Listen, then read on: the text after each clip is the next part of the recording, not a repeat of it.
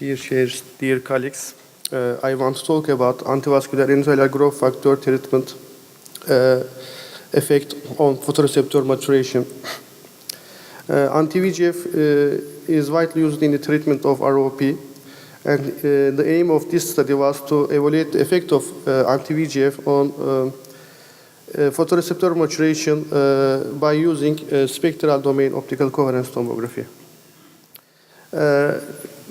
Study group include 36 patients who receive anti-VEGF injections due to having type 1 or aggressive posterior ROP, and these patients also had macular ST OCT between 40-44 weeks post-menstrual age. And the control group included randomized patients screened for ROP in our hospital, and macular ST OCT imaging obtained at least once in between 40-44 weeks.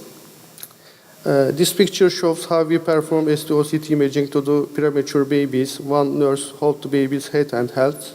The other nurse irrigates the cornea, and we try to take the best images of the macula.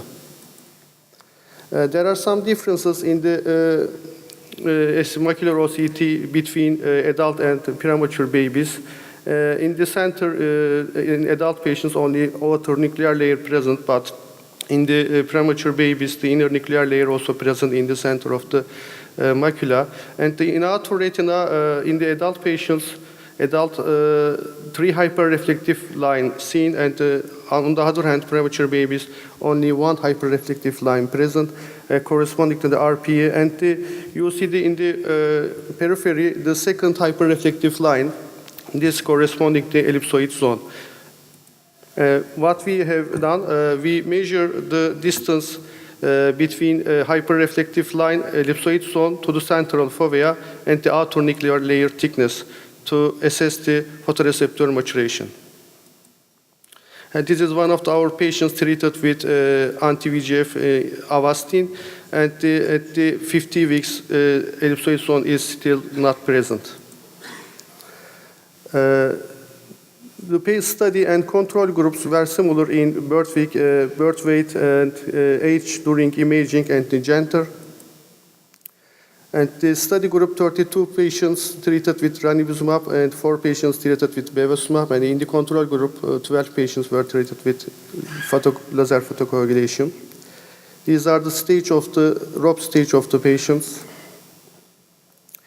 In the study group, 50% of patients we see had ellipsoid zone, and the control group, 85% had ellipsoid zone, and this difference was significant.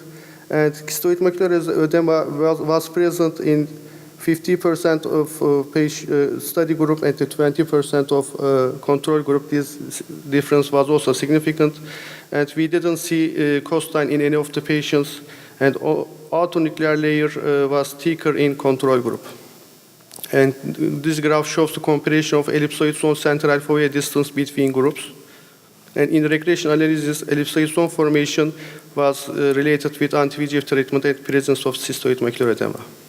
And as a conclusion, our study shows that anti-VEGF treatment delays photoreceptor maturation. However, further investigation is needed to determine the effects of this delay on visual functions.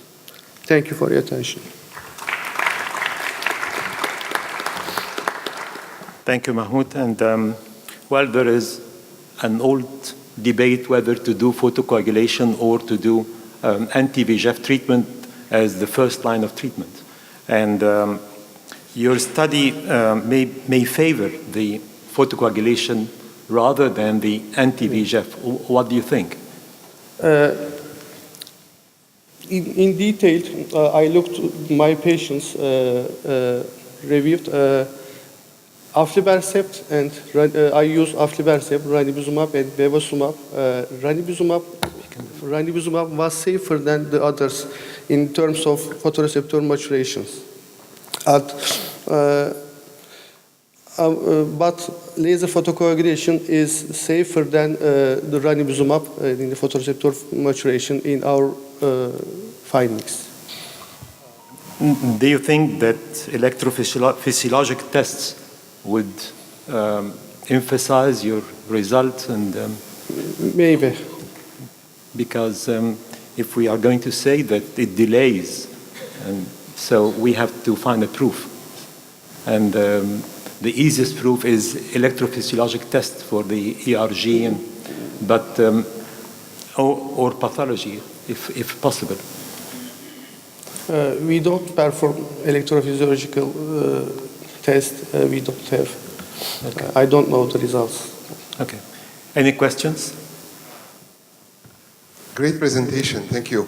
I think we just, it's a bit overdoing to emphasize that, just to mention that Lucentis may delay in a way less than Avastin the photoreceptor maturation, because as Dr. Hassan said, we need follow-up on this and maybe microperimetry and then, or even the laser-induced myopia. So the factors are really biased in such ways. But I think Avastin is at least as good as Lucentis in treating those ROPs, even more effective. Thank you. And Susan, from Portugal, have you did OCT after the 44 weeks of gestational age? You did OCT between 44 and 45 weeks, and have you did after that? Because even the disease can delay not only what we inject or how we treat, but the severity of the disease can also delay the differentiation of photoreceptors. Do you understand me? Yeah. So after everything went on, 57 weeks of postmenstrual age, did you do OCT? Yeah. Do you understand what I say? Yes. Because you are in the most acute phase of ROP, it's 44 weeks of age, you know. And previous study, but of the disease itself. Previous study showed that Isovich et al. Findings. Photoreceptor maturation is rated with prematurity, not ROP stage or severity of disease. Previous findings. But at 44 weeks of age, is that what you mean? And do laser with the same severity? In type 1 ROP, in zone 1, you do laser? Yeah. And in others, you did Avastin, and that was the finding, was that? In zone, or you did laser in the most in zone 1 patient, in zone 1 patients, I didn't perform laser. Only zone 2 patients. Only zone 2 patients, so they are not severe like zone 1. So you don't know if the problem is the disease is more severe, so you have those problems of late differentiation of the photoreceptors, or if it's the anti-VEGF. Do you understand what I say? Yeah. Okay, thank you.